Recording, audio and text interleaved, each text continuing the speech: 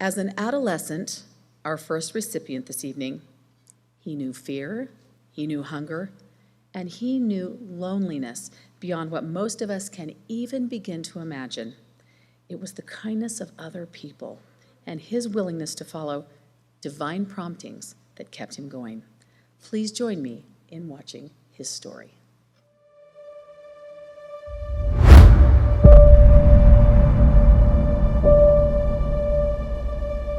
For me, helping people is in the blood. Actually, at the time, they had a war in my country.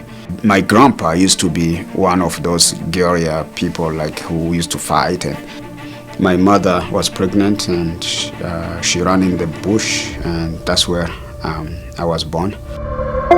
We used to play soccer a lot, and we used to make it out of the banana leaves. I was a little bit wild child. Food or helping parents wasn't my thing, so I was always playing with other kids and making friendship. Making friends, that's what young Leonard Bagalwa did best. But Leonard's childhood was cut short in the midst of a country torn apart by conflict. Leonard and his friends were kidnapped and forced into military training camps.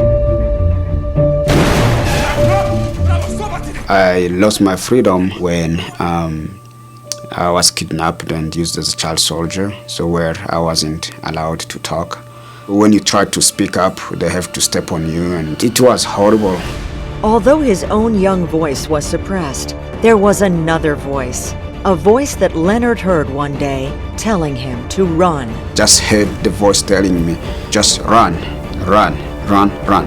And I don't even know the area where I was, so I had to run. And so where the pygmies, God prepared them to be up over there to even guide me and tell me where to go. How did they even know where I was even going? It was a miracle. From one miracle to another, Leonard's decade-long journey, receiving unexpected aid from a local Catholic church, a Rwandan family friend, and several refugee camps, finally led him to a new life in the United States. 2004, when I came here to the United States, life wasn't easy. Life was hard. I didn't understand why things are done the way they are done. Imagine being from a village, a small village. When you need water, you need to go walk miles to go fetch water. You have to bring water on your head. When you need a light, you just cut the grass, you dry those dry grass, you light it with the lighter.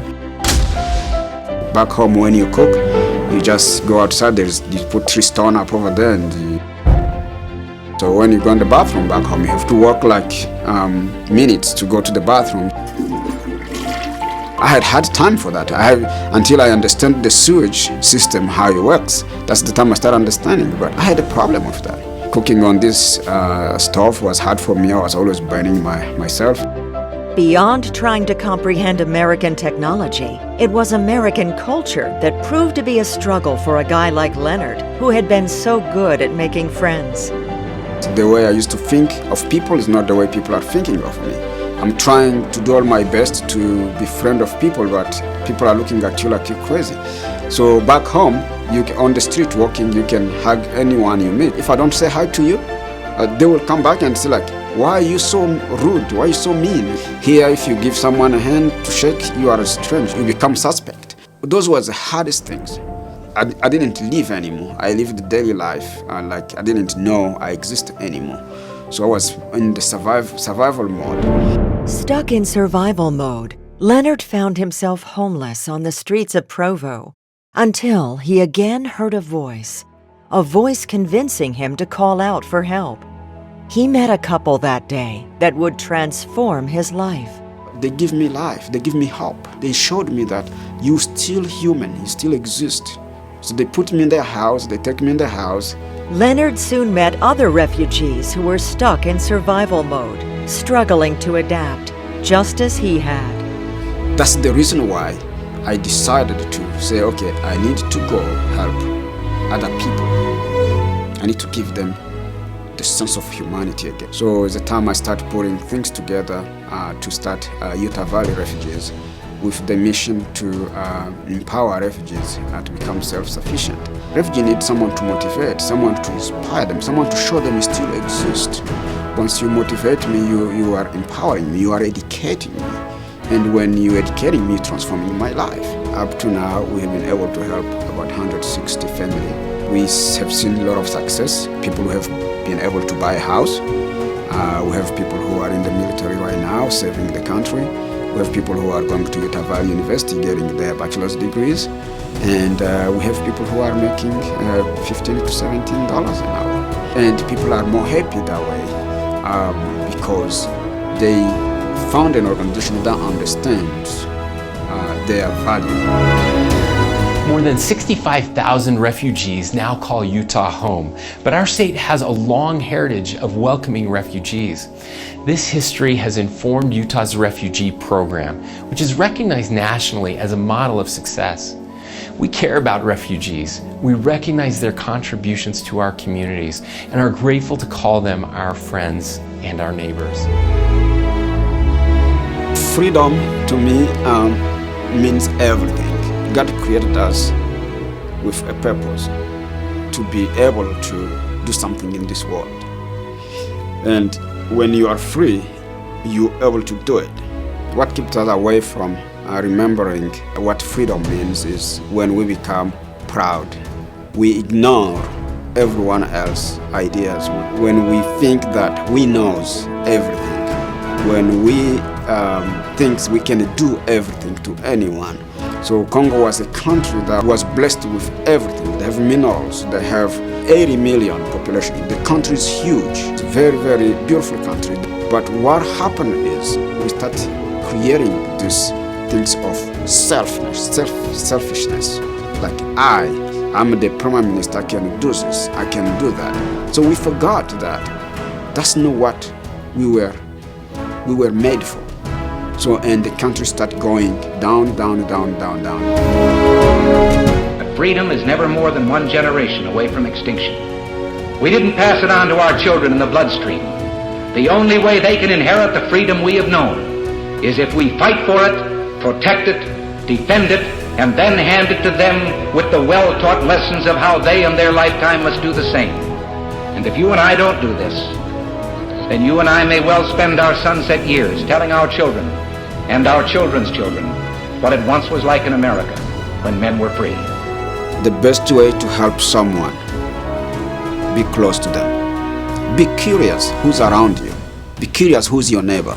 So when you are their friends, it's a time you're gonna know what they are going through, and you can contribute something that can change their life.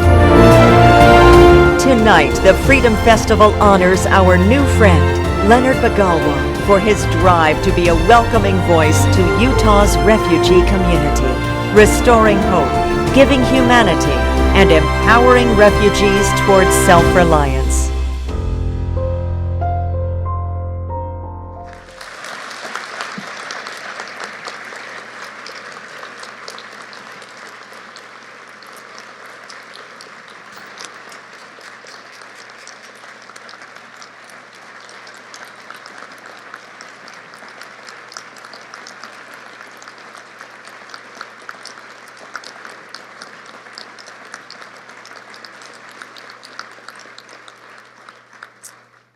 Leonard, your willingness to follow those divine promptings along the way has not only blessed your own life, but as we saw in the video, it will be a blessing for many generations to come. And you know, sometimes it takes both sides, two people, to heed those promptings. And thank goodness there was a very special couple, as you saw in the video, that also followed the prompting and helped set you on that path. It was Doug and Josephine Day who heard your plea for help on that early morning in Provo.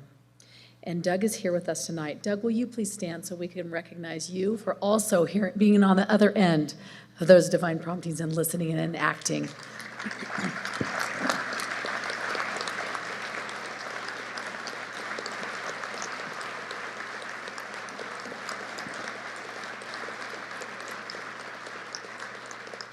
Also with us tonight, Leonard, your wife Bess, your oldest daughter Naomi, and Bess's parents, Alexander and Teresa Odume. Could we please have you stand as well, this wonderful family?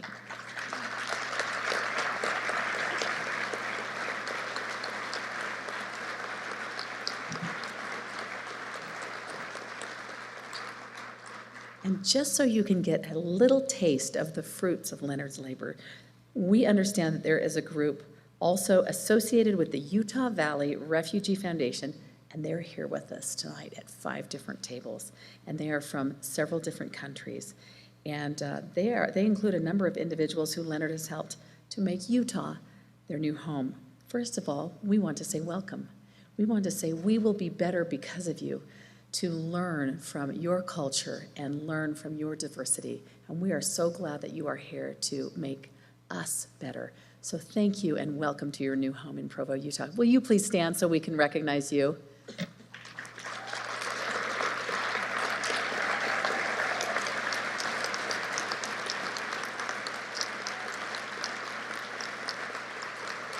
Thank you. And now you get to hear from the man himself. Leonard, will you please take just a few minutes and share your thoughts with us?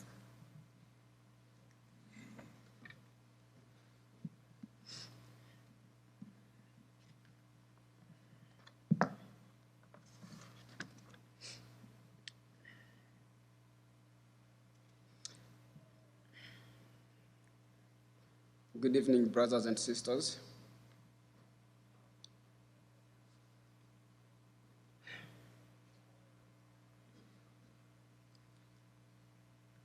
I want to start by expressing my gratitude to our Heavenly Father and His Son, Jesus Christ, who made these days to be possible today.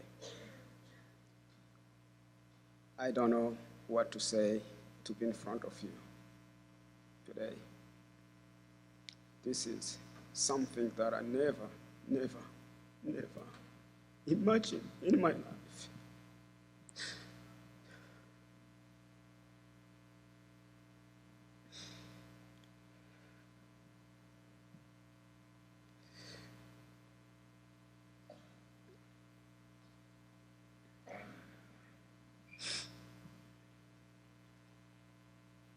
I also want to express my gratitude to the Freedom Festival Committee, the people who organized this committee, the board of directors, as well as those who helped for everything.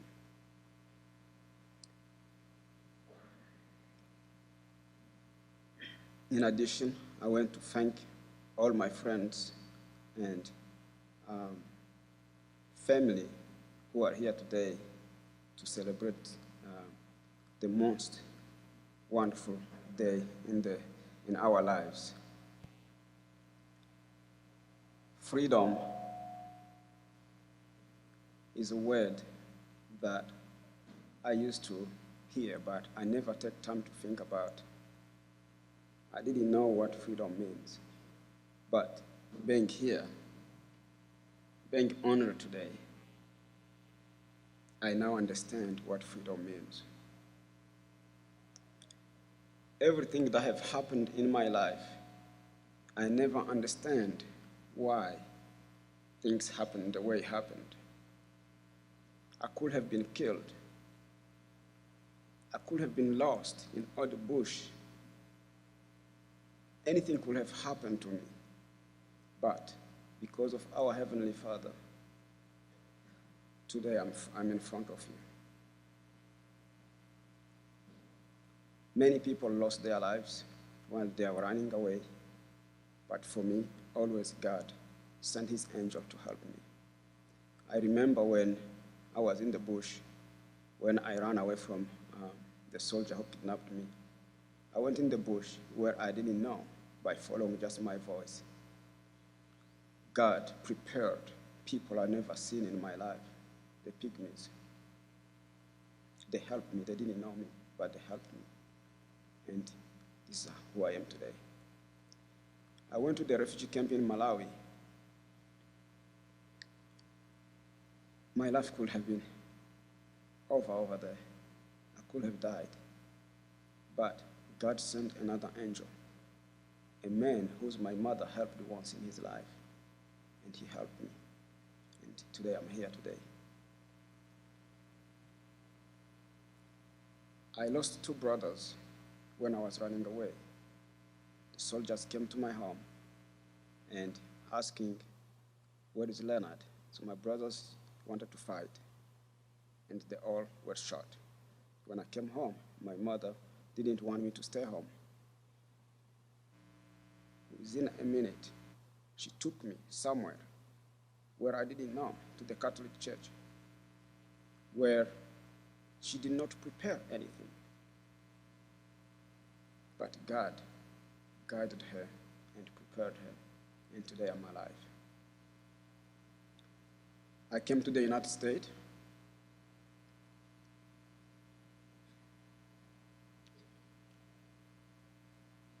and I became homeless. God sent an angel.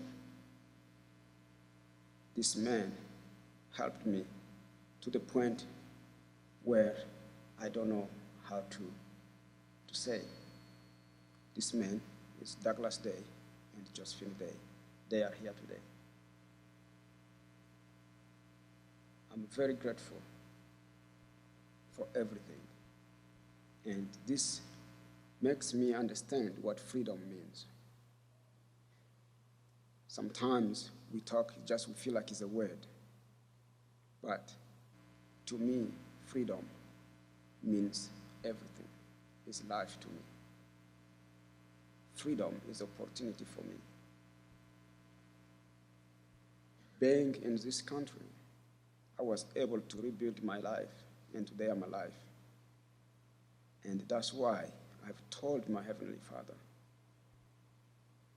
please help me to help others. And in here today we have very wonderful and good men who have supported me in the effort of helping others. And I want to say thank you.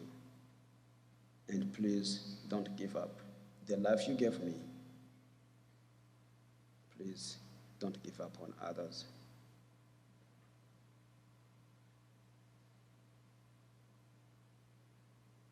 I want to use this opportunity again to say thank you to the people who organized this.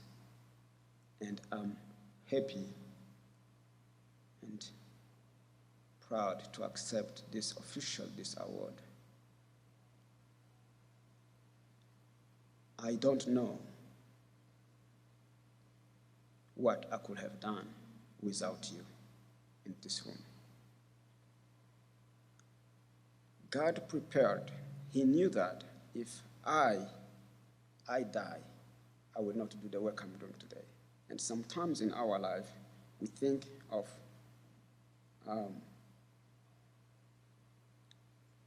when we have problem, we think that's the end.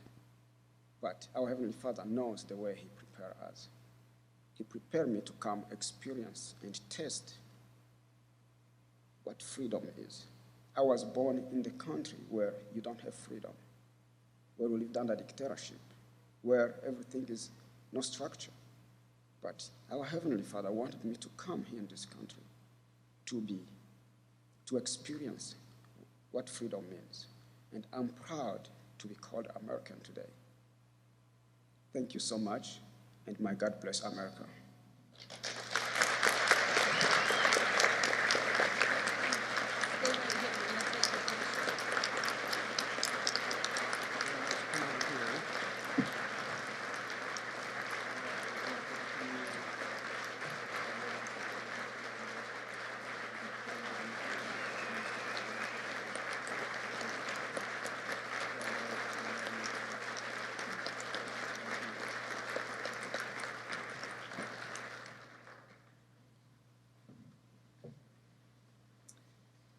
Thank you, Leonard.